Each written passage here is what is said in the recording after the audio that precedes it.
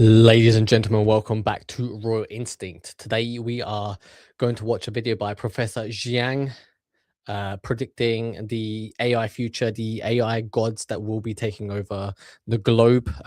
He reckons humans will end up worshipping AI. We'll be looking into it and seeing what can be done, where the world is going. The world is fucked. Okay, people have lost hope, people have lost faith, and many people are worried about future. They don't know where we are headed, and they are looking for answers. And there this guy appears who seems very certain, who is predicting everything left, right, and center, who is ready to tell you what is going to happen and how the world will unfold. This is why many people are saying that this guy has risen up so quickly, because so many people feel very hopeless. They feel very uncertain, and this guy gives a shining light. He is the person providing, a map to how events are unfolding during times of uncertainty. That is what his role is. End of the world. What's your prediction for 2060?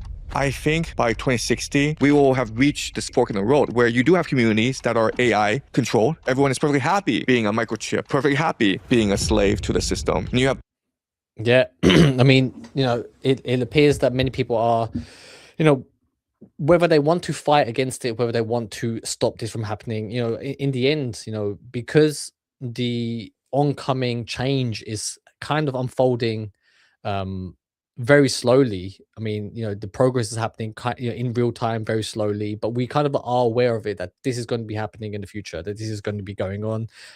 We are being warned about it, and because we have been told about it, about a possible future of having chips implanted inside your body, inside your brain, with AI really taking over people's jobs, controlling humanity, right? We're being told that this is what's happening, and then when you kind of want to fight against it, well, what you're fighting against? You're fighting against a hypothesis about a predicted future, right? And because the disconnect of the actual future that's coming and what is happening right now is kind of, there is a gap to it.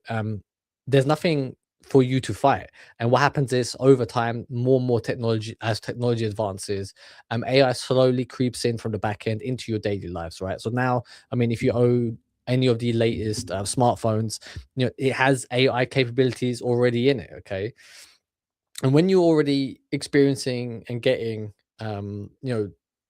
used to AI helping you here and there, and things kind of become easier.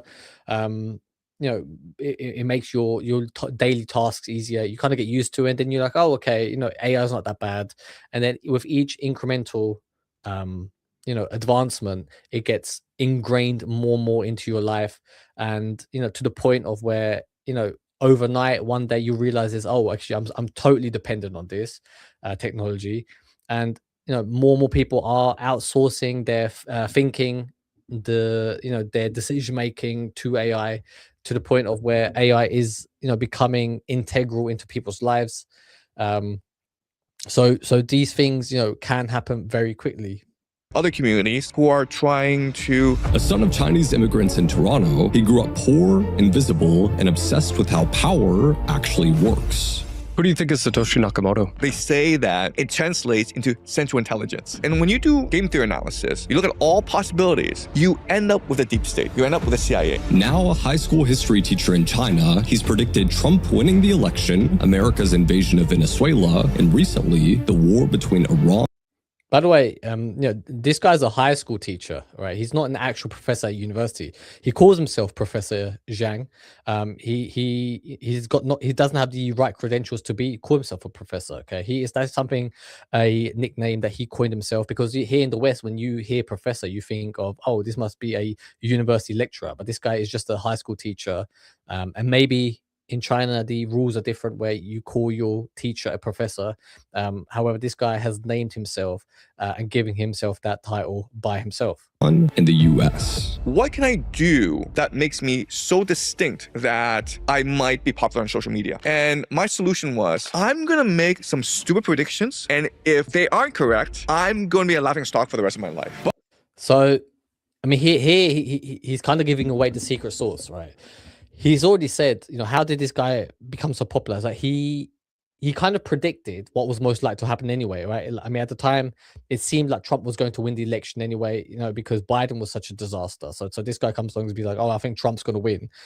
It was kind of obvious, if in hindsight, it was very, very obvious that this guy was going to win because Biden was just absolutely horrendous. And by him guessing that Trump was going to win, he's now seen as this great oracle, and the fact that the US is now in a war with Iran, which I believe was also one of his predictions, because now both these things have come true. People are like, "Oh my God, this guy is on the fucking money. He can see into the future. Yeah, his analysis is fucking spot on."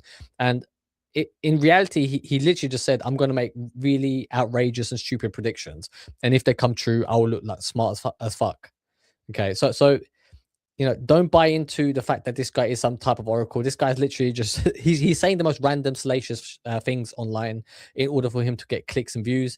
The problem is that some of his predictions are coming correct, and then once it does, right, he can go around saying like, "Look how fucking clever I am, right? That I'm able to predict the future." What you have to also contextualize is when he makes these predictions, he doesn't. He's not very specific. He's like, "Oh, I believe America will go to war with Iran one day," right? He didn't say when, right? He just kind of put it out there. So then, even if, let's say he says America's going to go to war with China one day, right? If it doesn't happen for another 50 years, but in 50 years' time it happens, he'll turn around, right? Out of like some old man's home, be like, "I fucking told you I was right. I told you America was going to go to war with China." It's like, bro, it's fucking obvious, right? So he is just getting lucky with his predictions, and I believe if he actually was to go through all of his fucking videos, that he is making these scandalous predictions with everything. Okay, and then he probably writes down, right, on this day I predicted this, in this video I predicted this. When he says and when those things do happen, he'll just pull out that fucking video out the archives and present it to the world, be like, "Look, I was fucking right." Yeah. And that is what his whole grift is. That is how he is getting all these predictions right. He is making 100 predictions. One of them becomes correct, and then he takes it and runs with it. But if they are correct, then I might get on Tucker Carlson. In this episode, I mean, he literally says it. He's like, "I'm going to make stupid predictions. If they come correct, then I might end up on Tucker Carlson. And once I made it on Tucker Carlson, I'll be fucking famous." This is his playbook. we'll break down the system he uses to predict the future, examine why he's certain America will. There is no system. It is just the guessing game, right? This guy is just guessing.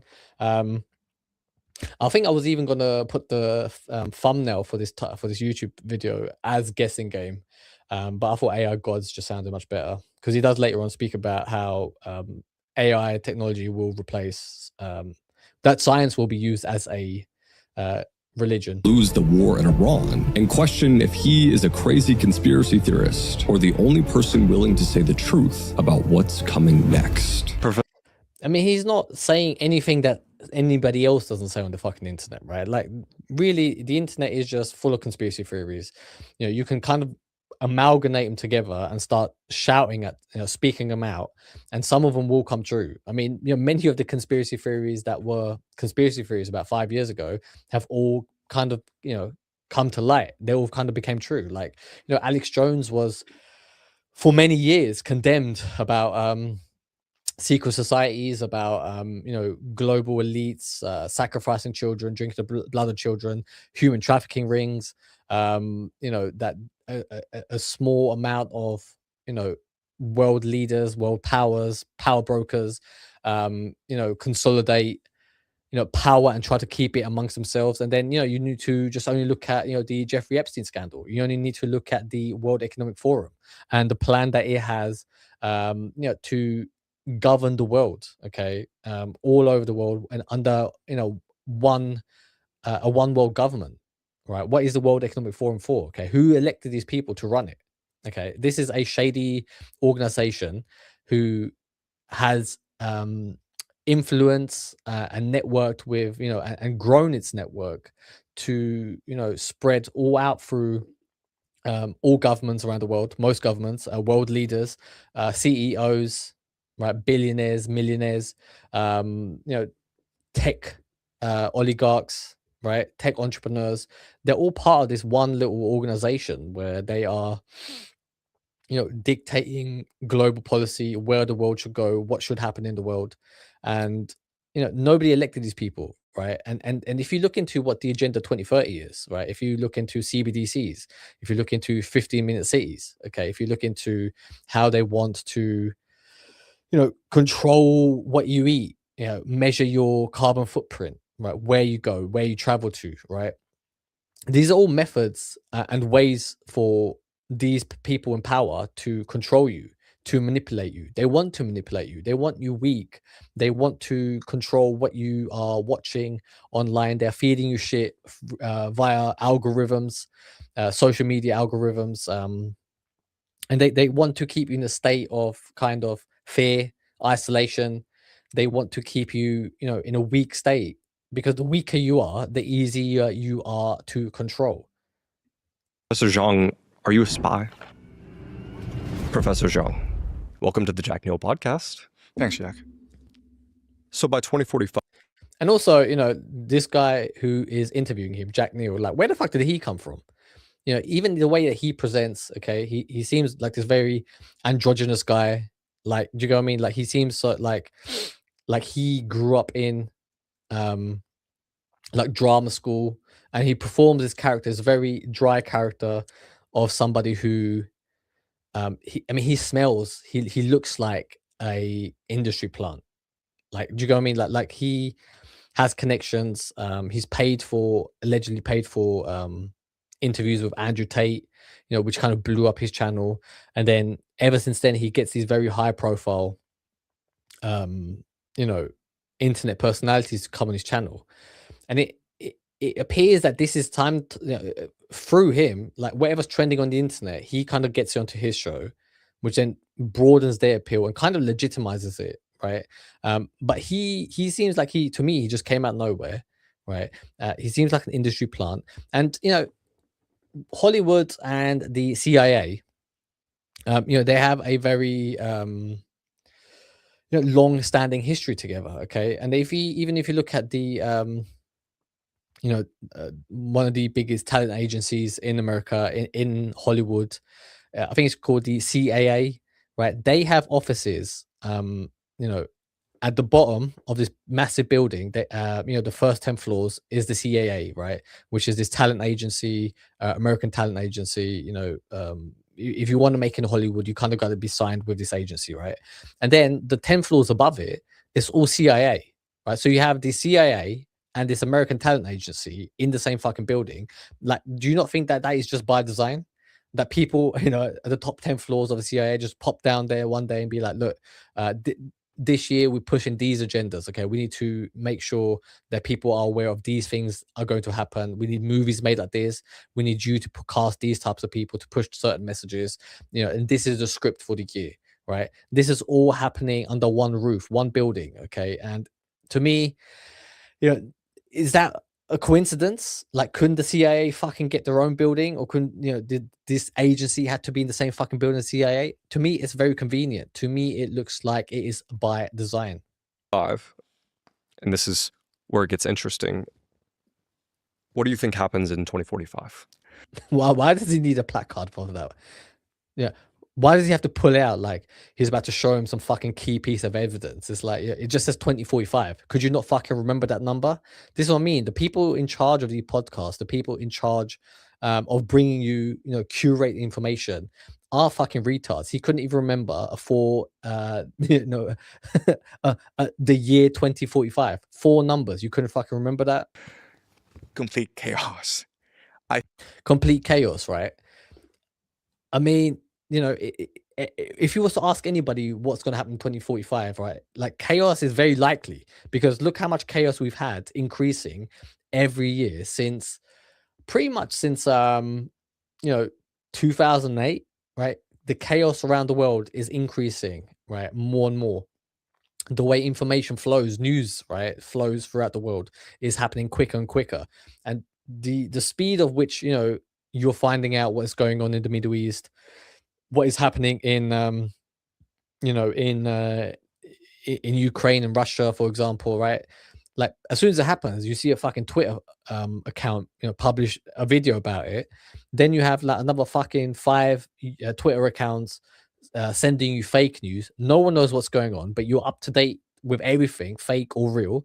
Okay, and you kind of just overwhelmed by how much information is being shared, but what is really happening. And because now the world feels kind of really small because of how fast information spreads, you also feel like this thing is going to deeply impact you, right? You have to remember, like, I mean, the violence in Russia and Ukraine, the violence in Iran, this is happening halfway across the world, most likely wherever you live, right? You're not going to be directly impacted by any of the actual violence that is happening, but you kind of feel like, because you hear about it so much, that it's always in the back of your mind, right? And your brain can't differentiate about distances. It's just happy. It's just differentiates about the things that you are aware of. And the more news you consume about these issues around the world, the more fearful you will become, right? And that is the state that they want you in. They want you to be fearful. But this guy coming out saying 2045 is going to be chaotic. It's like, yeah, I mean, things are chaotic now. The chaos across the world is going up and up and up. So it's a very easy thing to fucking predict. This guy's not doing anything special. I think you will experience something akin to the Bronze Age collapse, which is a total system. It's like the Bronze Age collapse. First of all, most people watching, right, like they are not even aware of the Bronze Age, right? Most people watching don't even have a fucking clue what happened during the Bronze Age collapse. And what this guy is doing, he's using things that have happened in the past, in history, and kind of pointing to what happened in the past. Be like, look, this is what happened, and that is a scenario that's going to play out now, and this is the results in the future of that thing happening. Well, the other thing is, right, if 2045 is going to be in complete chaos because whatever happened during the Bronze Age, was chaotic. So if he's using that, you also have to remember that well, post Bronze Age, everything was fine. Okay. Over time, like basically things happen in the world, right? We solve them and then we move on. Okay. Since the Bronze Age, technology has advanced. Okay. So is the thing, if something is chaotic, is it even worth worrying about? Because things continuously happen. It's just now we live in a time where we are more aware than ever, because of us having access to this type of information. Okay, so on one hand, this guy is saying like the world is kind of doomed, the world is heading towards chaos. But I mean, if you lived during the Bronze Age, after the Bronze Age, things turned out fine, right? Let's see into the comments. Mogmax is united. Well done. Hope you're doing well. Just like you said, it's a drama show. Yeah, that's what it is. It is a drama show. It is just for they create it to make it look like a drama, because you're so used to consuming TV shows, Netflix shows, that the way that news is packaged to you, the way that these interviews are packaged to you, they kind of make it look like, oh, it's just another TV show that's unfolding, right? So they also paint it and make it out to look like something that potentially could happen on TV, so that you continue watching. They want you distracted. So it is a TV show. It is a drama show. They want you distracted. They want you fearful, right? Because it might come and it might come and happen to you, right? They want you in a state of fear, but also over a long period of time, they also want you to think, okay, like this week's episode was this, right? What's next week's episode? Okay, and they keep you glued to it, right? Like you are glued to your favorite TV show. They want you expecting and seeing the updates, whatever happens next, because the more you consume, the longer you are spending on your phone, consuming content on your screens, and the more time that you're spending consuming, the more they are able to infiltrate your mind, the way that way they are able to program your mind. Let's jump back into the video. Systems collapse, and it'll be brought on by environmental catastrophe. So there's something called chaos, Bronze Age, and some type of catastrophe. Okay, I mean, literally, like, there's a fucking catastrophe every year, right? like a tsunami, earthquake, right, wildfire. Like he's not saying anything new, right? So what this guy is able to do, and this is what the magic of what this guy does, right? He's very good at communicating, telling you about complex things around the world in a very simple way. Um, and because he speaks so confidently and concisely, you think that this guy is predicting something that nobody else is able to, right? The thing is, nobody else wants to predict this shit because most likely, they probably believe that they're wrong, so they never make those predictions. Okay, so the self doubt of them being right or wrong is kind of holding them back. But this guy doesn't give a fuck because he already told you that he is just saying random shit in order for him to get on the Tucker Carlson show, right? That is what this guy is trying to do. And then him saying, it's going to be chaotic. There's going to be some sort of world, disaster happening, some catastrophe that is going to lead to more chaos. I mean, it's very fucking easy to say. For example, right, I'm going to predict that there's going to be another earthquake in the world, right? And just that sentence, right? Whenever the next earthquake happens, right, whether it's this year, next year, 5 years from now, most likely there will be an earthquake in the next 5 years. And when it happens, I'm going to come back and say, look, I predicted the fucking earthquake 5 years ago on this episode of of my YouTube channel, right? On my YouTube video. And then I'm right, right? Like, do you get what I mean? So this guy isn't doing anything magical, but people are looking for answers. They're desperate for them, right? And that is the thing, right? I mean, you all know about the concept of demand and supply, right? If you're selling fucking, I don't know, like if you're selling ice cubes in, you know, in Alaska, in the Antarctic, no one's going to buy it. You got fucking loads of ice around you, right? But if you're buying, so the demand for ice in Alaska is low. However, if the demand for ice in the desert in Egypt is high, right? So this guy found out that there is a higher demand for information about the future, right? He's just supplying it. That is all this guy's doing. He's just giving the people what the fuck they want, right? And that is one brilliant way to build an audience, right? Because there is an audience for who are seeking reassurance. They're looking for for somebody to come along, tell them that this is what's going to happen in the future. This is how you prepare, right? And if you do everything I say, everything's going to be all right, right? That is the playbook of every fucking internet charlatan.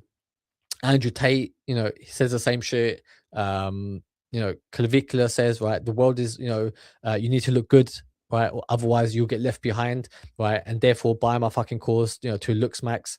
Like, that is what they are selling. That is what they are doing. That is how these people stay in control. The geomagnetic excursion event, which is like the North and South Pole start to move away from the present locations, which then weakens the Earth's magnetic field, which then makes the Earth.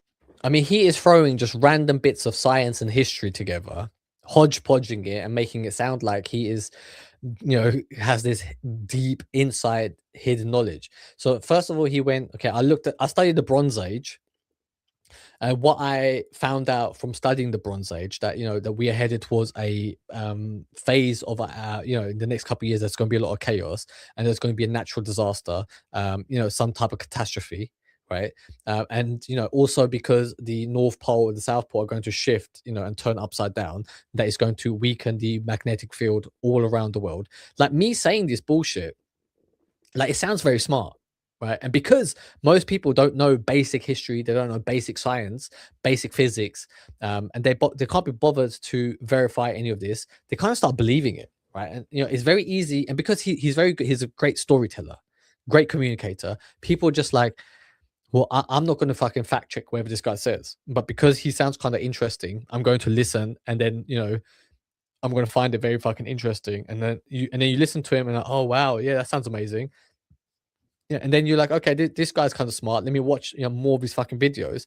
And you're watching more and more of this shit. He starts fucking melting your mind into submission, and then you go back to your other friends and be like, well, have you heard about the fucking north and south pole shifting, and that it's going to be turned topsy-turvy, and that the world's magnetic field is going to send us back to the Bronze Age, where there's going to be a world fucking catastrophe, and that way, Russia and China are going to be, unite together and invade us because we took on Iran. Like, you could say all these things, and half of them you've heard of, and they kind of make sense in your brain, and then you just submit into believing that yeah, this guy is someone I need to listen to. And this guy's building a career about throwing together just random crap and spitting it back out to you. Earth much more susceptible to solar flares. Okay, now we're on to solar flares, right? Because, right, the North and South Pole are going to turn topsy-turvy. We're going to be now more susceptible to solar flares. And because of the extra solar flares, right, the heat's going to increase and melt the ice caps, which is going to lead us into water levels to rise, and basically like half the world's population is going to drown, just like Moses did in the Bible, right? Like, he's just throwing shit together and making it sound super, super smart and intricate and smart. Which are basically EMP shockwaves, which will destroy the digital economy, right? But Okay, and now he's saying it's going to destroy the digital economy because of solar flares and the shift in the magnetic field. entire world is basically digitized. So imagine a solar flare in the middle of New York City. Well, okay, but does he explain to you how this solar flare works? So what he thinks there's just going to be a fucking lightning bolt, like, just a ball of fire that's going to destroy New York City. Is this what this guy is saying? no one would have access to the internet. Right. So okay. So where if a solar flare hits New York, no one's going to have access to the internet, right? And because obviously we become more and more digitalized, because we are moving on to a world where we are more dependent on the internet, that is going to disrupt the world and send us into total chaos. Telecommunications, the car won't work. Oh no, the car's not going to work. Like, okay, what you just said about the internet, so now the car's not going to work? Is he talking about Teslas specifically? Like, what is he even talking The about? power plants will give out. If it's winter, you will literally freeze to death. Sanitation breaks down. You'll freeze to death because nuclear power plants are not going to work. What about all throughout history when there was no nuclear power plants? What, humans didn't survive? Like, literally, humans survived, right? Like, even up until 100 years ago, 150 years ago, let's say, right? Like, all like the modern world, most of technology is about 100 years old, 50 years old, 100 years old, 150. Okay, like, these are all new concepts. What, like, that, but the human race survived without fucking fires? Like, do you get me? Like we'll be able to still create fires. I'm sorry, like that, most people, even though nobody does any, they're not preppers, or they're not able to survive in a fucking forest. Like, when push comes to shove, you'll be able to fucking figure it out. Do you get what I mean? Like, this guy is literally saying you'll freeze to death. I'm sorry, like, no one's going to freeze to death, right? There might be no central heating, but people will be able to start fires. Okay, people will be able to fucking carry on. There's no more clean water. It'll be complete chaos. There's no more clean water. Like human beings have survived long, like a long time on this fucking planet without technology, right? So if there is a solar flare, if that's the worst thing, then kind of good, isn't it? Like, we are over reliant on technology already. Like, isn't it better if we kind of stop this AI technology coming in and disrupting us even further? Because the more AI technology gets ingrained into human society, we are going to become more and more reliant on it, and then that way we are more susceptible to these problems if the internet ever gives out. And it will only take one of these events to. Okay, so do you see what he just did there, right? So he names all these fucking things, right? He named like 5-6 different things. Okay, nuclear power plants, your car's not working,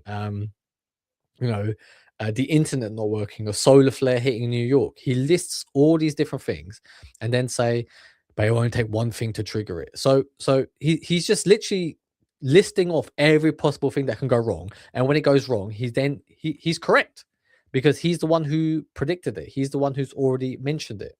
Destroy a lot of the world.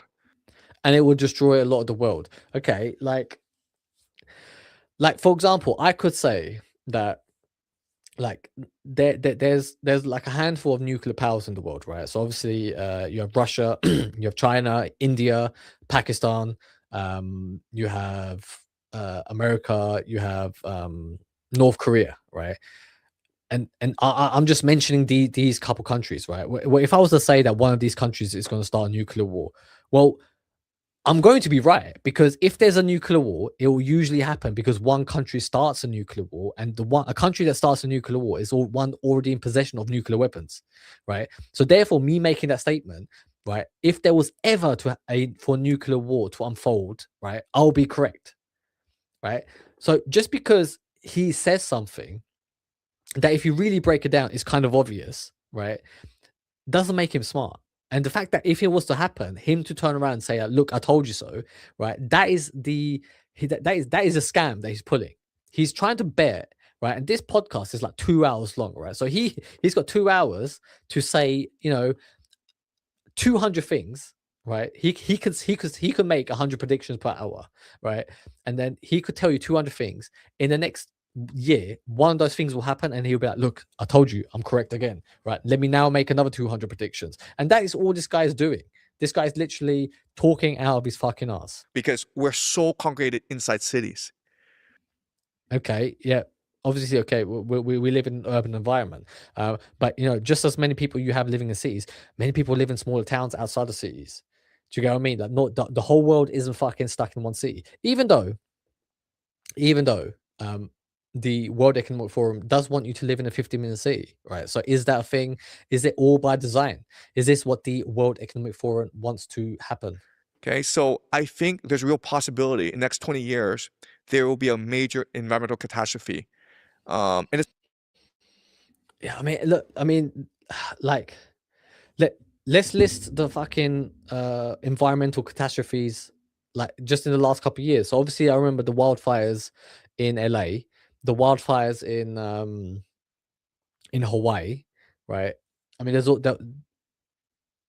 there was a wildfire in fucking Australia, I believe, right? So you have wildfires happening. What about earthquakes, right? Japan, the Philippines, tsunamis. That whole region, Pacific region, is susceptible to tsunamis. Okay.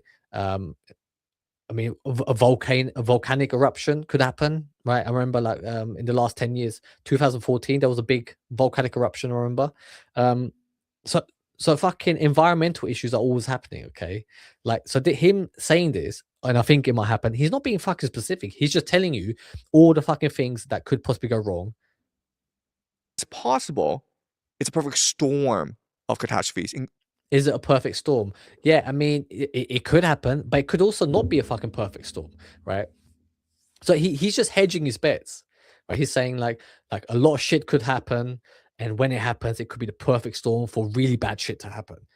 Like, I, tell me what year. Tell me which ones. Be specific, right? Be specific, right? Tell me which ones are going to happen, and don't list all of them, right? That's the problem that we have with this guy. He is just literally talking out of his fucking ass. He is making loads of predictions, which might come true, which might not come true, but he will then cling on to the ones that he gets correct. But the thing is, no one's going to pull him up on the ones that don't happen, because he will turn around to you and say, "Oh yeah, it will still happen in the future." And then it's just a waiting game, right? And then it's just a waiting game. Then you're just waiting for something bad to happen until he can come around and say, "I told you so," right? We might all be dead by then, right? But that is the grift that this guy is playing. He is just literally making stuff up as he goes along. Meaning pestilence, famine. Okay, famine, pestilence. Yeah, if shit goes wrong, yeah, it could lead to disruptions in the supply chain. It could lead to people not being able to grow food, right? Like you're just telling us random shit that could go happen. You're not saying which regions of the world. Where are these catastrophes going to happen? Like, he's mentioned New York. Okay, what you're specific about one little city in the world, right? But why did you say New York? Why New York? Why is a solar flare going to attack New York? Tell me why. He is not ready to tell us anything, any details. Drought. Drought. High water levels. Volcanic eruption. You know, We could live on, the moon could fucking explode. Like, this guy's literally telling us everything and not being specific about nothing. Earthquakes, just a perfect storm. Yeah, okay, yeah, like loads of shit can happen, like it's happened in the past. That doesn't mean it's going to be a fucking perfect storm, right? Why is there going to be a perfect storm? Tell me, why do you think there's going to be a perfect storm? Like what about now? Why in this moment right now are we living through a time where a perfect storm could happen? Why hasn't there been a perfect storm, in the last previous century, right? Like, why right now? He's just making guesses. He is just guessing. He's not telling you the fucking truth. He is just literally, look, this is what this guy did. He'll tell you, oh, I studied history. Yeah, I really looked into fucking history, and I came to these conclusions. He'll then tell you all the things that have happened in history, and then he will be like, it could happen again. Like, okay, right, and then he'll throw random shit into random bits of scientific facts, and it'll sound like this guy's being credible, right? But he is not. He is literally just guessing, listing off random shit, and talking out of his fucking ass. And in which case, you will have a shattering of the world. So the nation state then gives way to the city state. I'm sorry. What is shadowing of the world?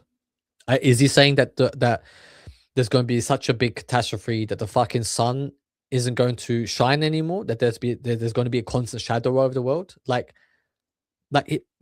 you realize this guy is not defining anything? He's not giving any reasons. He's just trying to sound smart. This guy's literally, he doesn't know what he's talking about.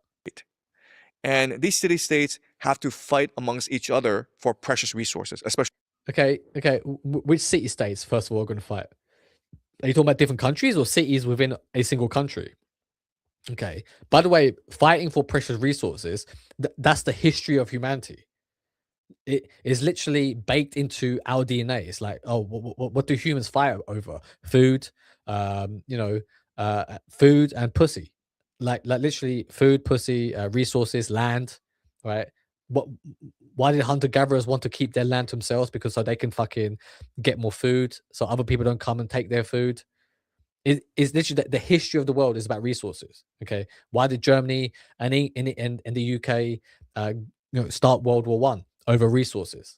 Like, he's not saying it, but he's not telling us why. Why now? Why in this moment? Okay, why are we at the precipice of all of this right now? He's got no fucking answers. Water. And so it's not a very pleasant future for. It's not a very pleasant future. Well, of course it's not going to be a fucking very pleasant future. If all these things are happening, that people don't have access to fresh water, of course it's not going to be fucking pleasant. For humanity. But this is something that I don't think people are really prepared for. Yeah, of course no one's prepared for it, because shit that happens all the fucking time. And he is literally trying to scare you into thinking, yeah, you're right. I'm not prepared for it. Okay. And then what's the next step? How do you get prepared for it? What are we getting prepared for? Like, you've literally said famine, you said earthquakes, you said a reduction in fresh water. What are we preparing for here? Like, okay, you have no fresh water in wherever you live, right? You have no access to food. You have the power plants don't work anymore. Solar flares are coming out the fucking sky. Okay, how do I prepare myself for fucking solar flare? Like an event, by the way, where like no human in history has ever fought against a solar flare. Like what is this guy doing? He's literally just saying anything and then trying to scare you. Again, he's trying to scare you into to think that, yeah, fuck, I should start worrying about this. And because he's the one who's telling you the things that you should be scared of, you automatically assume that he's going to give you your answers, right? Which is why he has been able to build such a big audience, because they're trying to listen to this guy and get some type of clarity from him, some type of answers. This is why this guy is popping off right now. Yes, I understand there will be a multipolar world, and that is in the midterm. But in the long term, let's jump into the comments. I just saw a comment come through. Ivones, I hope I said that right. Ivones, welcome. Ivones, I have not spoken to you before. Who are you? Why are you here? Why are you watching this? Let me know what you are about. He's not in the need to know list. All they can do is play the game of the arena. What explain what you mean? I don't know who you are. I don't know what you're doing here. You're not a friend at the moment. Are you a friend? Are you a foe? Explain yourself. Explain what you said. Explain what you're doing. Because what you just said doesn't mean fuck all to me as well. At the moment, you sound exactly like Professor Jiang. He's not in the need to know list. What does that mean? What's the list? Like, who are you? Tell me who you are. If not, we will destroy you. Let's carry on with this fraud. We have to worry about the very survival of humanity itself. What do you think will be the dominant nation at that time? Okay, who's going to be the dominant nation? Well, obviously, it clearly looks like China is trying to fucking fight America for dominancy. America doesn't want to give it up. So there's a power battle all across the world between America and China. Russia's trying to play the game, but it doesn't have the manpower. It doesn't have the production skills to kind of compete. And then you also have in the background, other especially like the BRICS nations, for example, Brazil, India, they're kind of like lurking in the background, but again, they don't have they're not strong enough superpower to kind of compete. So the only real options are it's either America, China, with the help of Russia's going to be involved some way or what another, and also Israel, because Israel kind of has a lot of power, a lot of influence over what is happening in America. I mean, you have to just look at what's happening in Iran right now. This is Israel was able to drag America into this war, right? And then there's also powers like European powers, for example, like France. You wouldn't really bet on France. I mean, Germany could be one. It's a very industrial nation. It's very it's got a lot of like great resources. Okay, it's got a lot of smart minds there. Germany could pull it off. Other countries, for example, could it possibly that African countries group together and launch an attack? I mean, because they've got a lot of resources over there, but again, it is steeped in corruption, which kind of pushes it back. This guy is literally I think people will be surprised by how resilient the Germans and the Japanese are. okay. The Germans. What did I just say about the Germans? Okay, so what? That's okay. So because I mentioned Germany, am I now smart as fucking Professor Jiang? I literally just rolled off my tongue a group of countries that could potentially be a superpower, right?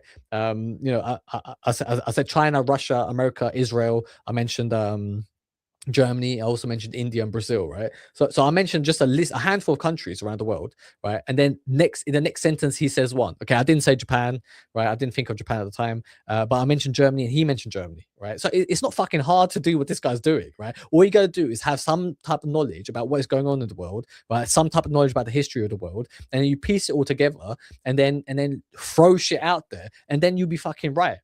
Like that is all this guy is doing. That is all he is saying. I think in the mid-term, North America, Moscow, Israel will be very dominant, but over time. Okay, so in the midterm, like Moscow's going to be very dominant because it's in a war with Ukraine right now, and it potentially could win parts of Ukraine back to its fold, which will make it look powerful. But in time, it won't be able to keep it up because Putin will die, and then that power will disband.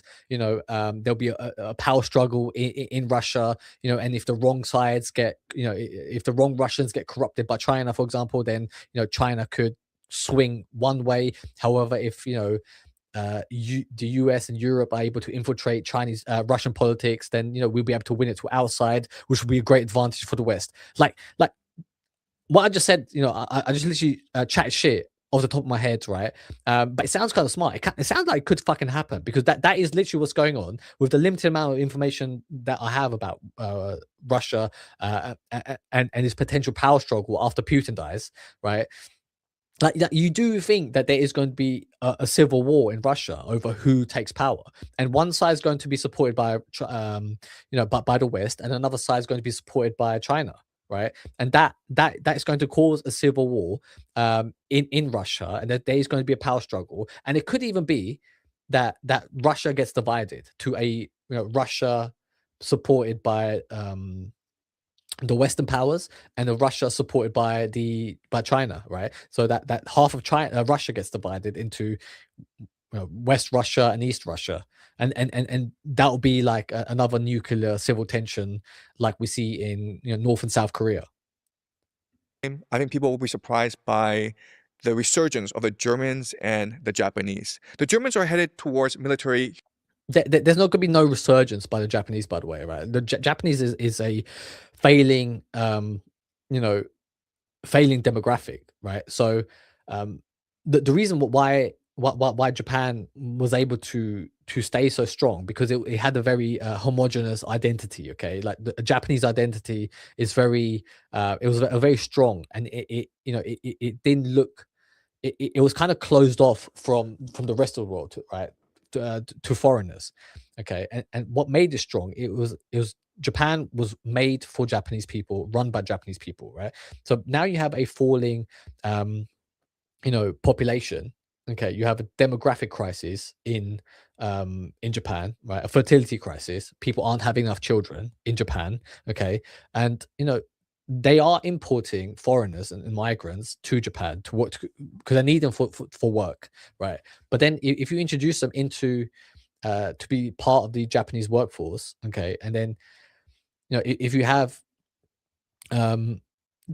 foreigners being part of the Japanese population, well, that population is not homogeneous anymore. Now it's diverse, and that diversity isn't going to allow that version of Japan to be compared to the old version of Japan, right? Because like you have two different beasts competing there, right? And that ideology wouldn't be a Japanese ideology at that point. It will be, it'd be an ideology as you see it all around the fucking world, right? And the thing with Germany is, it's got its own problems, right? Like the Germans, the Germany that you're seeing now is, again, the migration has turned it into a completely different world, a different country, right? It is not recognizable to what kind of actually made German great again, right? So if you actually look at the state of Germany right now, it is a failing society, right? In many ways, many people are disenfranchised. Okay, it is, I mean, as you see all across Western countries,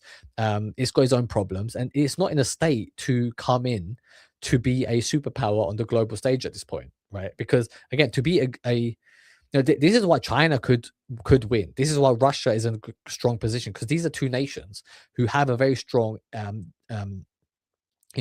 strong identity, a national identity, that they are able to push and unify one single message to go out there and take on, and become the leaders of the world, right?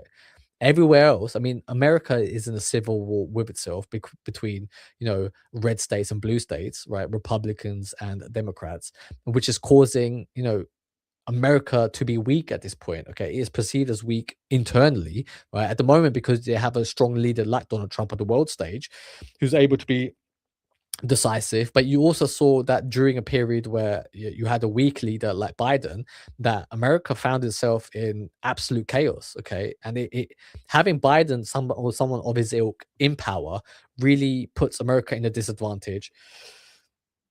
And the world order that we see across the world, America being the supreme leader, across the world, the superpower, the single superpower over the world, it is losing that status very fast. Humiliation in Ukraine. They can't possibly beat the Russians in Ukraine, but it may be in the long term good for Germany, because then after this loss, the Germans may be able to rediscover their national identity, their heritage. So again, so he's saying that Germany needs to it needs to go back to its roots. It needs to rediscover its heritage and our identity. Well, if you have, if you bring in, so many migrants, and there's a big demographic ethnic shift in Germany, you can't unify a country under one, especially under its previous heritage. Okay, for a long time, Germany had to battle with its own you know, its own history, its own defeat during the World War II, the both World Wars. They were seen as racist. Like it was kind of seen like, oh, if you're German, you're a Nazi. I mean, I can speak about this because I spent 10 years in Germany, right? And especially now, like modern Germany, since the last 20 years, it's not proud of its heritage. Okay, they're already kind of like what's it called? They have a lot of white guilt, and they're trying to overcompensate by being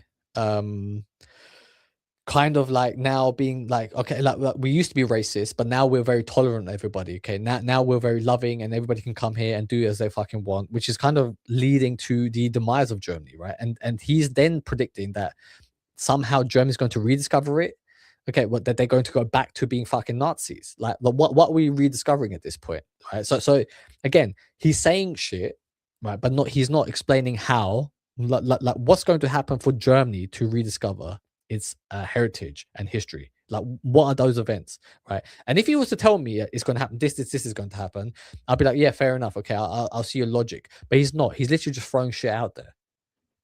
And build a stronger nation out of this collapse. The Japanese have been the most resilient people in human history. Yeah, and those people are dying off, right? Those people are dying off. It has not got out of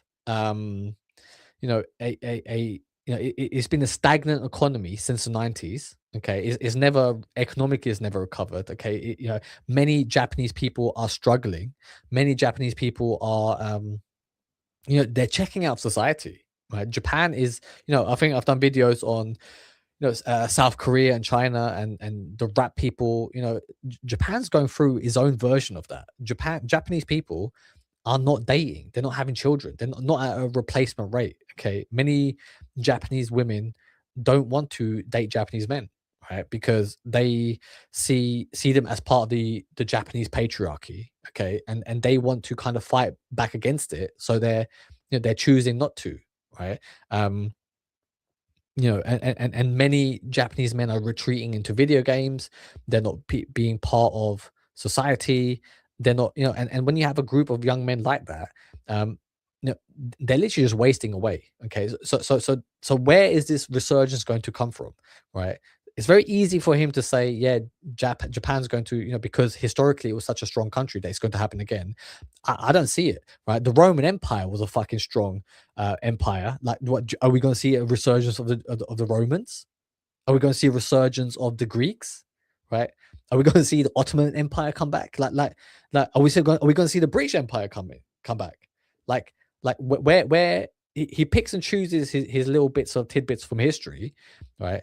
But then he doesn't. You can't put it up and extrapolate it to other nations, right? It's just the ones that he picks and chooses. He is literally just weaving fiction to you, okay? And it's one of the reasons why many people who follow him will be misled. I mean, the things they've been able to accomplish as a very small nation. Okay, I mean, what about Greek philosophers? Okay, Greece is a very small country, right? And they produced they started Western philosophy. Okay, so does that mean that they're going to have a resurgence? And monopolize philosophy again, right? The Dutch, Holland, right? Okay, ruled, was a global superpower, in the 1600s. Okay, like, are they going to have a resurgence? Are they going to be controlling the world? Are they going to be a superpower global player again? Like where, like, just because you're a small nation and you've done something great previously, it doesn't mean it's going to come back. Like, so a lot of what this guy's saying doesn't add up. Are just incredible. So you go back to the 13th century when the Mongols invaded Japan twice. And the Japanese, which was at this time a feudal society, broken up into like different kingdoms, warring against each other, they unified as a people to repel this invasion. Yeah, but and they were able to because it was a country, and the Mongol Empire were trying to invade it on boats, so they had to go over there onto their land to come and attack them. But it's one of the reasons why England was very difficult to invade. Okay, because when you were a small country, you're geographically self-contained and isolated. That is very hard to attack. Right now, Iran, it's very hard for the Americans to come and attack them, which is why this war has dragged out for so long, because they're in charge of the terrain. They know their terrain. They know where to hide in the mountains. They know how to conduct themselves on that terrain. Whereas you have a foreign invader from the outside coming in, it's much harder, right? It's much harder. That's why it's easier to defend.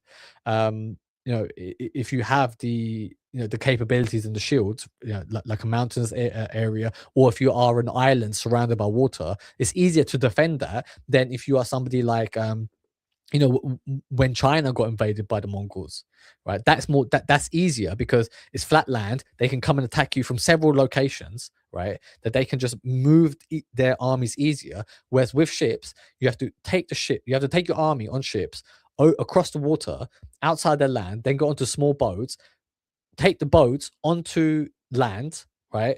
By the time you could actually be attacked, right, from arrows, from fireballs, right, you didn't have to go onto the land, right?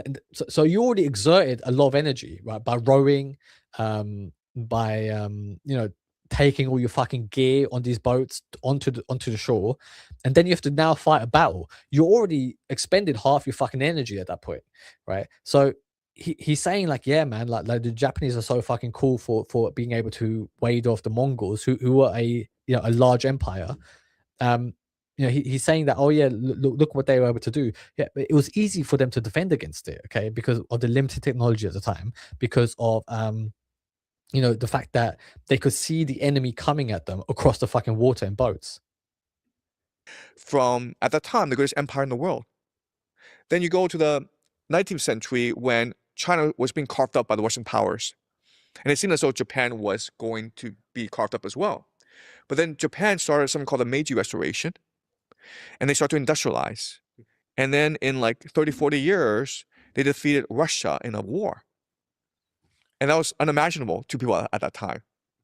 Go back to 1945. America was firebombing Japan, destroying all of Japan's infrastructure, industry. Millions of people were burning to death. America dropped two nuclear bombs on Japan. After World War II, within a generation, they became the most dominant manufacturing power in the world. Okay, so he's just literally retelling fucking history here. It's like, yeah, okay, it went through all these periods. It got attacked, right, because of obviously its participation in World War II, Pearl Harbor. They dropped nuclear bomb on it, and they rebuilt, right, from all these bad things that happened to Japan. It rebuilt and became a industrial superpower, right? So you talk about the resilience of a group of people, and then remember if at the start of this podcast, right, that this guy was saying that, oh, there's a lot of catastrophes going to happen in the future.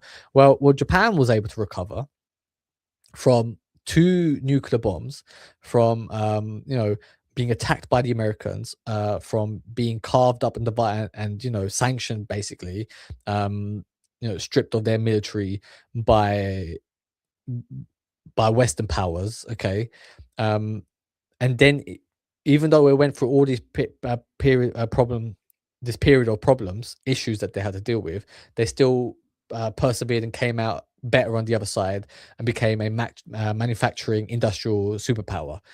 Same thing happened with Germany, really. Okay, after World War II, it was divided into obviously East Germany and West Germany. It was under Allied controls, US, America. America, had many military bases there. They were kind of watching where the fuck is going on here. We're kind of keeping an eye on you. But it had to recover, and it became a manufacturing superpower, right? Industrial superpower. Okay, one of the world's strongest economies still to this day, right? Like, so you had catastrophes happen there, right? Unimaginable things happened there, and it persevered and they overcome it. So if he's picking and choosing his points of history, like what happened in the Bronze Age and the catastrophes that might happen, right? Then obviously whatever catastrophes humanity will go through, we will cover and come out the other side stronger. Okay, it's the same thing with fucking COVID. Many people thought, oh my god, COVID's happening, lockdowns, many people might die, and 5 years on, yeah, nobody even really gives a shit about it anymore. Okay, that is what we are doing. That is how humans have always prevailed. And this guy tried to scare you and then also try to give you glimmers of hope is a very mixed message and confusing message. So if you look at East Asia, it's in a lot of trouble. Okay, it's in a lot of trouble. But then you also said that, Japan's part of East Asia. So if a lot of trouble happens, then East Asia should be able to recover from whatever happens there. What are you trying to say, Jing, Professor Jing? Like, where are we going with this? Are we supposed to be scared? Are we supposed to be hopeful? I don't know, man. Like he's saying a lot. He's not literally providing any clarity or answers. But never ever bet against the Japanese. The way Why? Japanese people aren't having sex. They're literally they're literally not fucking at the moment. Okay, they're literally their population. But I think in the next 100 years, Japan might not even fucking exist anymore. Right? You have an aging population. They sell more adult diapers than baby diapers. Right? What so you're gonna have fucking you say never bet against Japan. What, we're just gonna have a bunch of fucking Japanese in nappies, becoming the next superpower in the world? Like I don't think so, right? What are we doing, Jing? Like what are you trying to say? Be more clear, be more decisive. Let me know where your thoughts are going. I had it was essentially 2030 was Russia expanding into Eastern Europe, Asia is in crisis, and America collapses. Historically, an empire falls, another one rises. This is where Israel starts to replace America as like the global superpower, Pax Judaica. And then the ultimate end game is a one world AI surveillance state with the global matrix of control being headquartered in Jerusalem. Is that what you see happening by 2045, or is that what they see? Okay, so what this guy just literally said there, it's written out in like I said, in the World Economic Forum, Agenda 2030. Look it up. Look what their plan is, right? And that is kind of what they want. And many people, the people who run the World Economic Forum, they have ties to Israel, right? Israel's a big player of this, and in essence, they want total control. And the best way to have it is by your ability to control AI. And many Jews around the world have their fingers in AI. Sam Altman, Elon Musk, right? These people are in charge of AI technology. Okay, these people are the decision makers and trying to spearhead where the world is going. The World Economic Forum wants you total control over people, over its economies, over how people spend their time, what they do with their freedoms. And they want this surveillance state. They want to be ultimately in power of a lot of these things. But what this guy is literally doing, he's seeing what's happening, what potentially could happen, and then throwing a lot of conspiracy on it, right? Which puts people into a state of fear. It puts people into a state of disbelief, where now everything's out of control, right? If Israel is trying to become the global superpower, right? Okay, like what does that mean for us, right? Like, because many people stay away from that conversation because it is deemed anti-Semitic.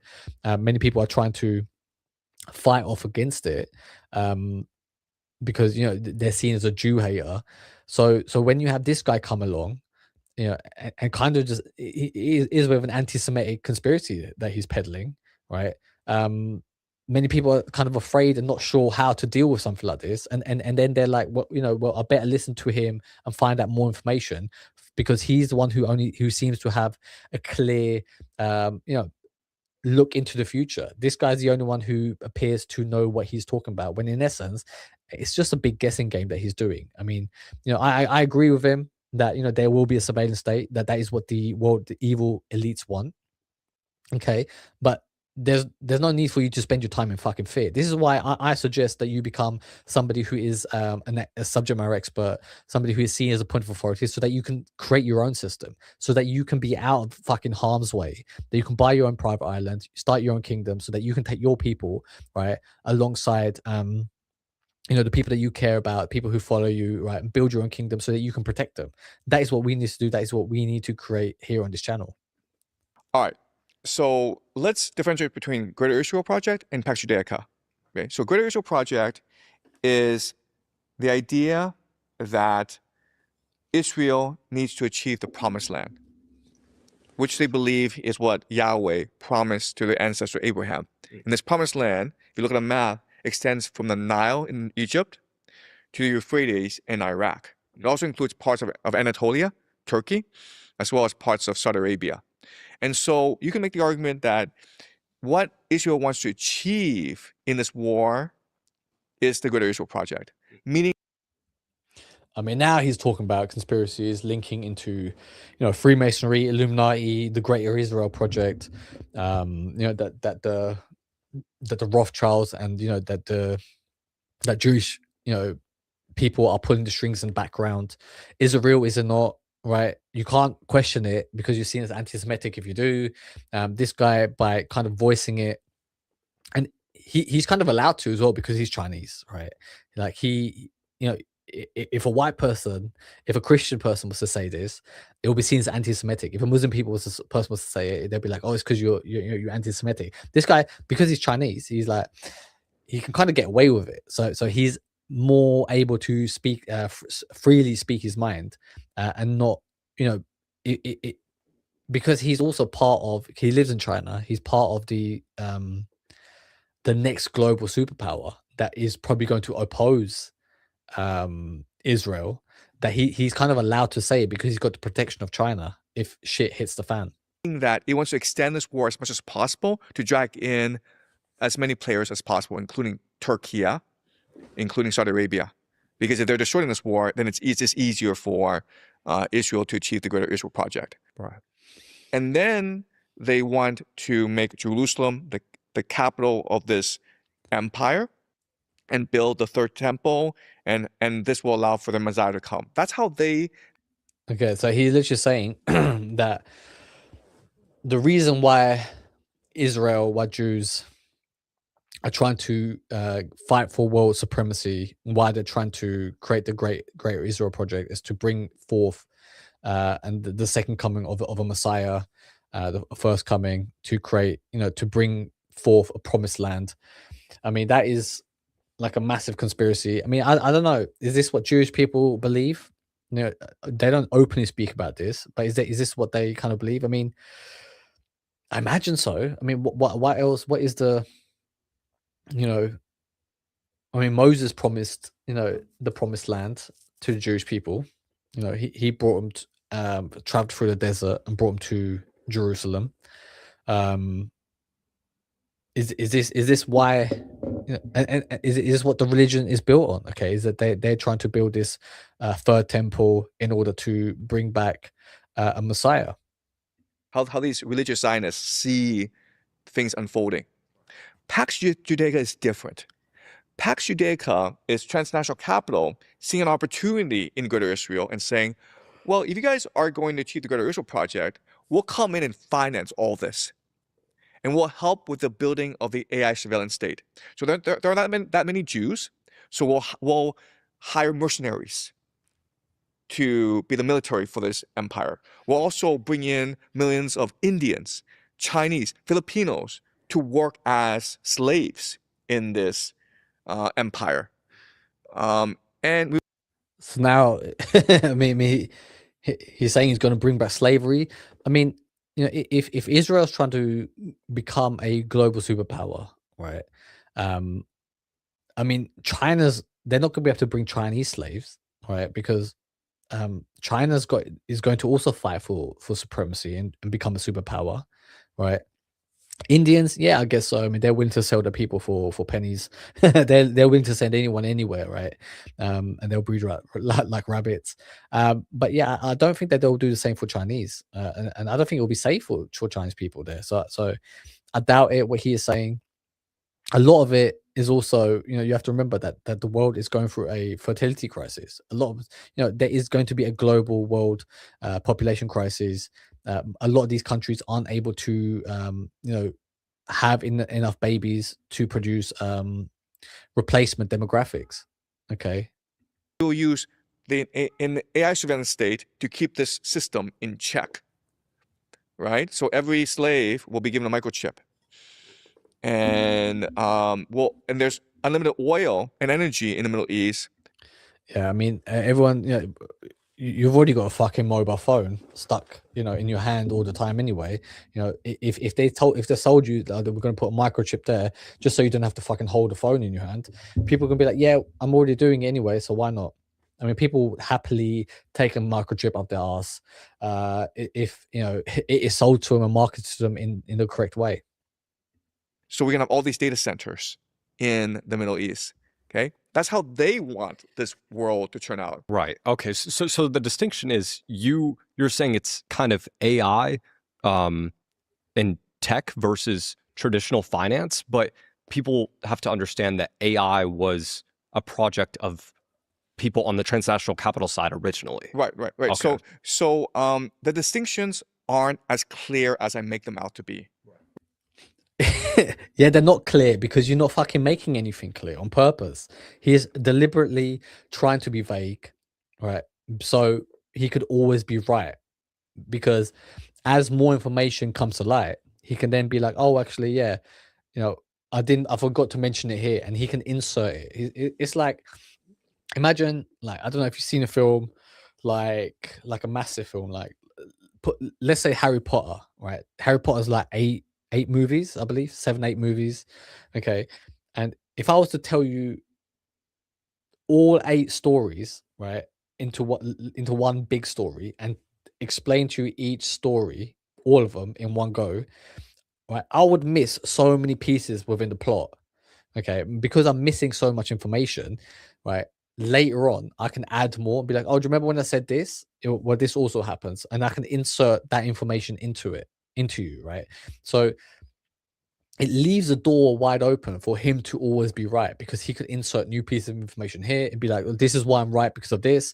And he's always able to kind of shift the goalposts, always able to, kind of do like a smoke and mirror, right? Pull the strings from the back, where he's able to always be right, because he's kind of throwing information into places where he's already kind of vaguely spoken about it, but he didn't go into detail. And because he's not gone into detail, he now goes into detail when new information arrives and when he can be seen to be correct. Right? Because, like, let's just say you're a billionaire like Peter Thiel. You're gonna play both sides, right? You're gonna see how the political winds shift, and you're gonna position yourself in a way that allows you to maximize your benefit. You're not going to be like, I'm only for my team. That's not how these people are. They have absolutely no loyalties. Look at someone like Jeffrey Epstein, who knew everyone and who was on everyone's good graces. Like, that's how they behave. They're trying to, in a time of chaos, trying to position themselves in a way so that they individually benefit. They have absolutely no loyalty to anyone. Okay. Right. So the Greater Israel Project is just what the Jews want to achieve. Okay, the religious Jews want to achieve, but the transnational capital wants to make Israel their new center of operations. But it's not limited to just finance and AI. It's also limited to weapons manufacturing, right? Because if the world is going into chaos, they're going to fight wars against each other. So let's make weapons for them, right? It'll also be food production. Okay, if he's talking about making weapons, for example, then why would they hire Chinese slaves to come make the weapons for them? If most likely, if Israel was to go to war with anybody, it is most likely to be Muslim countries or China, because these countries will be the most likely people who will be try to become global superpowers. Like, so like, again, there's holes into his logic what he's saying. He's not really seeing and capping off every um you know eventuality or every scenario that this guy comes up with. It is full of holes, and that is why I believe he is making it up. And because Africa will be suffering during this time. So what you want to do? I mean, Africa's suffering all the fucking time. Like, do you know what I mean? Like Africa's being absolutely decimated for hundreds of years, right? It's people, it's resources. The people who run those countries, most of them are absolutely corrupt. Okay, I mean, it's obviously it's going through a time where some African countries like Nigeria, Ghana, Ivory Coast, they have areas, they have pockets where, because especially from outside investment, I mean, a lot of the, um, diaspora that have gone out, send money back to start businesses again. A lot and a lot of those people who emigrated and then come back, invest money into those countries. Okay, so it has seen a resurgence over the last couple of years. But overall, like for a long periods of time, those countries have always been in chaos, in trouble. Okay, so this is nothing new. What he is saying Is you want to take these food supply, basically carbohydrates from Russia, and then add value to it in Greater Israel, Pax Judaica, and then transfer it to the Middle East and to Africa as well. So the opportunities in the Middle East are almost unlimited because of its resources, because of its location, and because of the technology that Israel has. Did you think at one point that Pax Judaica and the Greater Israel Project coming to fruition was like pretty set in stone? And was there like a key event recently or in the past couple years that made you think that that's not the case anymore? Right. Okay. So before, I actually believed that this was going to happen sooner or later. But quite honestly, this war in the Middle East has surprised me because I did not actually. It surprised him because he doesn't know what he's fucking talking about. So he's literally telling you all this bullshit that's happening in the world, right? But then when something does happen, he turns around and be like, "Oh, it surprised me." Well, you're supposed to be the predictive historian. You're the one who's supposed to tell us what is going to happen at any moment given in time, right? But then when shit actually happens, and he hasn't said it, it surprises him. So it is very weird how this guy is moving. Imagine the Iranians to be this resilient. Okay, he didn't imagine Iranians to be this resilient when he literally just praised Japan for being very resilient all across history. Okay, many times when it's been decimated and invaded, it was very resilient, and they were able to pick themselves up and turn things around to prosper again and rebuild itself. Okay, I'm sure there's a historical text. I mean, what about the Persian Empire, right? Like, I mean, Iranians are descendants of the Persians, right? So where was your predictive history then? Well, like, why didn't you look at that? Okay, if the Iranians were able to build such a big empire, that if they were supposed to be invaded by a foreign invader like America and Israel, that it should be able to defend itself. It's very weird how this guy picks and chooses the things that he is able to predict. I didn't imagine that they would dominate the war in the way they are. I predicted that America would lose the war because I thought the Americans would be incompetent, that they would become too arrogant, they would extend too far into Iran, and they would get bogged down, and then they would just collapse. But the Iranians are controlling the escalation ladder very strategically. They're able to control the narrative. So literally, him just telling you what is going on right now, right? He's literally just being a news broadcaster at this stage. He's like, oh, so this is what's happening. They're controlling territory very well. They're very strategic in how they're applying their military operations, how they're attacking the enemy, how they're defending against the enemy, right? He's literally just telling you and relaying information back to you that he could have got ChatGPT to fucking to tell him that. Just before he went on this interview, he could have just been like, tell me on his AI, whatever favorite AI LLM that he uses, give me a outline of what's going on in Iran right now, and how Iran is, how it's coping in its defense against America. Okay, and then it's literally just telling you what's going on, right? Where is the predictive historian here? Very well. Like, there are a lot of Americans who are actually rooting for the Iranians. I mean, that's incredible to think about. And so I think we should not discount. Yeah, I mean, they're rooting for Iran because they hate Donald Trump, right? Because America is so divided that whoever is an enemy of Trump is an enemy of, I mean, what's the saying? I mean, the enemy of my enemy is my friend, right? So the enemy of my enemy, in this case, Trump's enemy is Iran. Iran. Iran is my friend now, right? So if you vote blue, if you're a Democrat, if you're a lefty in America, the enemy of my enemy is Iran, right? So it makes sense for them to root for Iran, right? And I don't know why that's kind of obvious. So I don't get why this guy is so perplexed by this situation. Persia. The Persians are an extremely creative people. Okay, right. So didn't I mention Persia just literally 5 minutes ago? Did I not just mention Persia? Right. The Iranians are descendants of the Persians, and now he's giving them the credit of that they're very creative people, they're very smart, intelligent people. Yeah, they had the fucking Persian Empire. Of course, they're fucking all those things. But right, why didn't he use that history to predict what was going to happen during this war, when he is using the history of Iran, of Japan, to predict what will happen to Japan 10, 20, 30 years from now, that it will have a resurgence and become a world superpower again?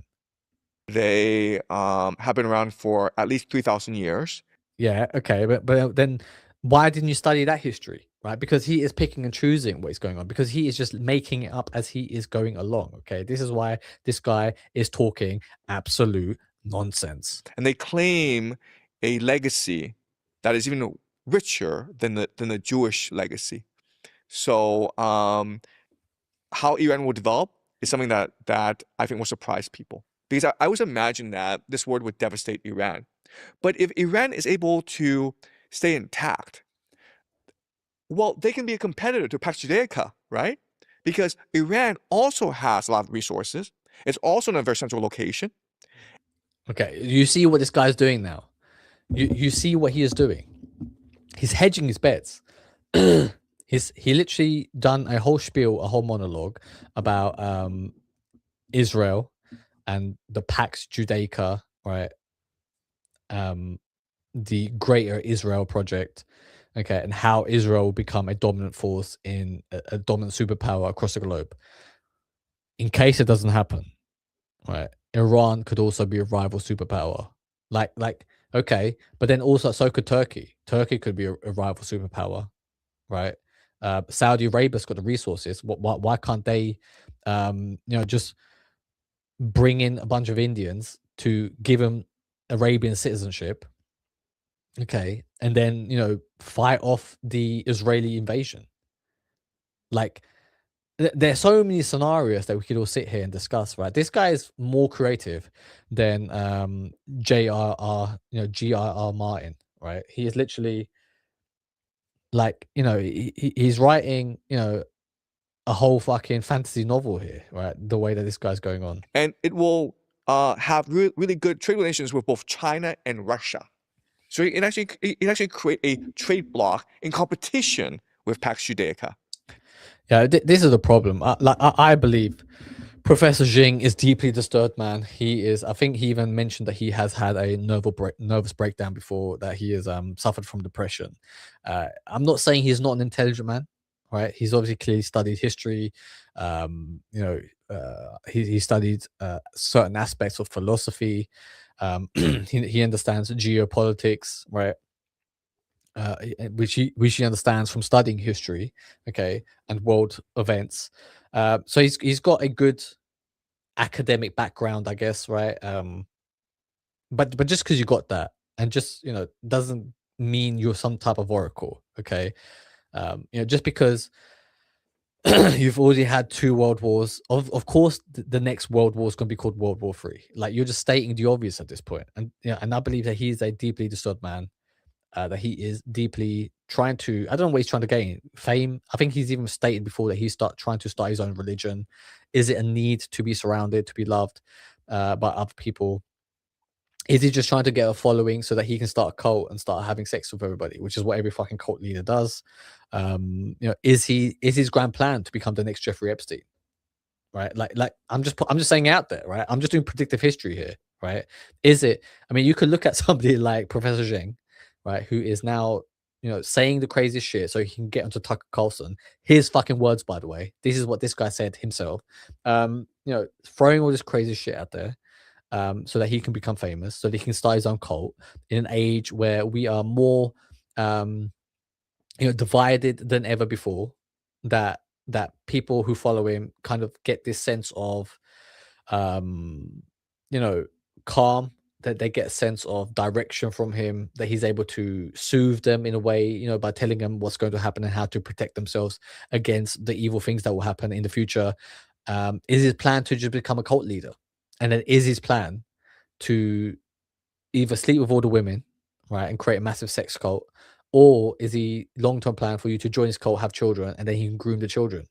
Like, look, he, as just the same way that he's predicting a greater Israel project, right, and giving you all the fucking predictions and every possible catastrophe that can fucking happen. I'm just saying, I'm predicting what's going to happen with Professor Xing. That he's going to start a sex cult and potentially, groom a bunch of children. It's easily possible, easily. Okay. And again, I'm just literally doing the same technique that this guy's doing. Like, I'm just putting it out there. Hey, There'll be a lot of overlaps. There'll be a lot of cooperation, but Persia could be a counterweight to Pax Judaica.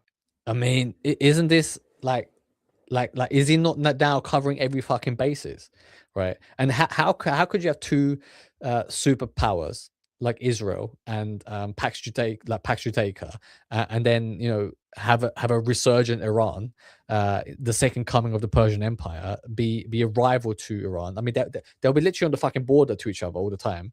But potential war being caused, and I mean, Jewish people and Muslims are already at fucking war, right? Like, it's very silly with some of the stuff that this guy's coming out with. It's very he's just trying to cover every fucking basis. The grift is grifting. He is the one in charge of the grift, and people are buying it. Which might also lead to the war of Gog and Magog, which is what is part of. Okay. Now, what is this guy talking about? The war of Gog and Magog is a prophetic or apocalyptic conflict described in religious texts where hostile forces are defeated by divine power. So, like, he mixes geopolitics with history, with philosophy, with future predictions, with some science and some mysticism. And this is what he's good at. He's able to get all these random things and package it into a state where you listen to what he's saying, and when you're about to kind of make sense of what he said, he'll throw a curveball at you. He'll throw a fucking curveball at you. He'll be like, what about the war of Magog versus Magog? Okay.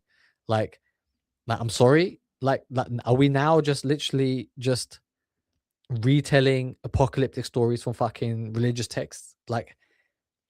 He's already mentioned the second coming of Messiah, which is why Jewish people and Zionists want to create the Greater Israel Project. Like, now we're going to deep religious mysticism, into deep religious conspiracy. Okay. Their eschatological script. In some calculations, they think that Gog and Magog represent Persia and Russia. What calculations? What calculations to say that, oh, Gog and Magog is Persia and Russia? Is that what we said? Persia and Russia? So it actually create a trade bloc in competition with Pax Judaica. There'll be a lot of overlaps. There'll be a lot of cooperation, but Persia could be a counterweight to Pax Judaica. which might also lead to the war of Gog and Magog, which is what is part of their eschatological script. Hmm. In some calculations, they think that Gog and Magog represent Persia and Russia. So Gog and Magog represent Persia and Russia. Okay, so where's Israel fit into this? They see eventually a war between Israel against an alliance of Persia and Russia. So Israel's going to take on both Russia and Persia because you're going to have, you know, Russia, a Christian country, joining forces with a Muslim country to beat Jews. Like what we're doing here. Like, you know what I mean? What about all the what about Muslim? Sorry, what about you know, Jewish Russians? Like this guy is all over the fucking place. Is there anything else you wanted to add to predictions for Biden? This guy's willing to add much more. Okay, he is literally waiting and frothing at the fucking mouth to add more shit. 2045 that you think are guaranteed despite how this war plays out? By the way, that guy, like one idiot, he has not pushed back against anything that Professor Jiang said. He is literally just there like, what do you think is going to happen in 2045? Right, and he literally said about, he gave him a list of random shit that might happen, talking about some mysticism, Gog and Magog, Russia and Persia being the next world superpower, right? I'm sorry, like Iran's not Persia, right? So what's going to happen? Like how is this Persian Renaissance going to happen? That we bring back fucking Persia from the dead? Like no pushback. This guy's literally just like, hey, I need to make a podcast. I need somebody that needs, I want somebody who chats a lot of shit. This guy's got a lot of content. Come on, speak for fucking 2 hours. I'll pay you this X amount of money. And I just get to sit there and be the guy that interviews you, right? There's no journalism there, no pushback. It's an absolute catastrophe. I think you have population collapse all around the world. Okay, population collapse all around the world, right? Yet there's going to be fucking slaves that Israel's going to bring to Jerusalem, right? Japan's going to be a massive global superpower, but also it's going to have a population collapse. You can't have new rising superpowers and a global population collapse happening at the same time. Like you're saying different things to fit your narrative at any given moment. This is why this guy cannot be trusted. He cannot be believed in anything that he says. By the way, this is like a 2-hour podcast. I've only like listened to 30 minutes of it. Because what people don't appreciate is that we've borrowed from the future to finance. Okay. Now he's going to go into finance, into Keynesian economics, into the global debt crisis, you know. And I think we'll leave it there for today. I mean, this guy, what a character, what a grifter. Says a lot, you know. A lot of words are being said. Not a lot of things are explained. All right, and I think we'll just leave it at that. This is why, you know, I suggest that you join the Royal Alliance of Kings that I'm building, become a subject matter expert, become somebody who has real authority. It's easy to get authority. I mean, this guy's doing it, but he is saying fuck all, right? So that is why do it in something where you are good at, right? Because there is going to be a lot of problems in the future. And the way to isolate yourself is to not be part of the system where those problems will be. Build a new system. That is what we're about. That is what we're doing. But that is it for today. Thank you very much. And I will see you tomorrow.